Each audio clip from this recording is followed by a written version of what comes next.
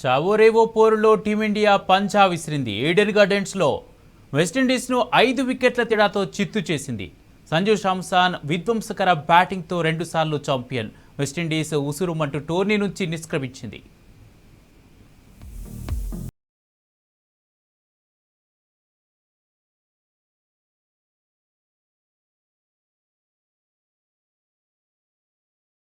Defending champion భారత జట్టు ఆ ట్యాగ్ ను నిలబెట్టుకుంటూ సెమీస్ కు దూసుకెళ్లింది. సూపర్ 8 లో దక్షిణాఫ్రికా చేతిలో అనూహ్య ఓటమితో బ్యాటింగ్ కూర్పును మార్చుకున్న టీమిండియా వరుసగా 2 విజయాలతో ముందంజ వేసింది.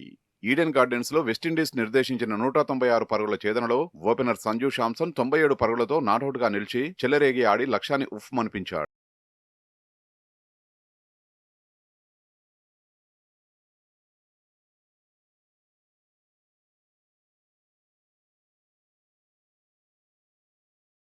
వెస్టిండీస్ సమిష్టి కృషితో భారత్ కు భారీ స్కోరుతో సవాల్ విసిరింది.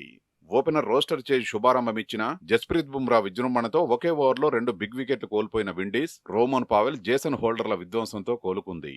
హర్షదీప్ సింగ్ ఓవర్లో 24 రన్స్ పిండుకోగా ఇన్నింగ్స్ చివరి ఓవర్లో బుమ్రా 14 పరుగులే ఇవ్వడంతో విండీస్ 195కే పరిమితం.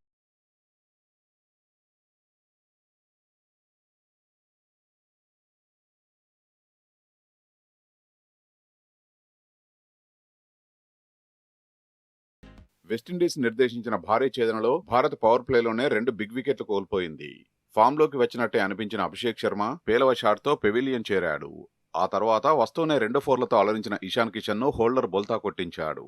సంజుకి జతగా కెప్టెన్ సూర్యకుమార్ యాదవ్ నిలబడగా పవర్ ప్లే చివరి ఓవర్లో శాంసన్ బౌండరీతో స్కోర్ 50 దాటింది.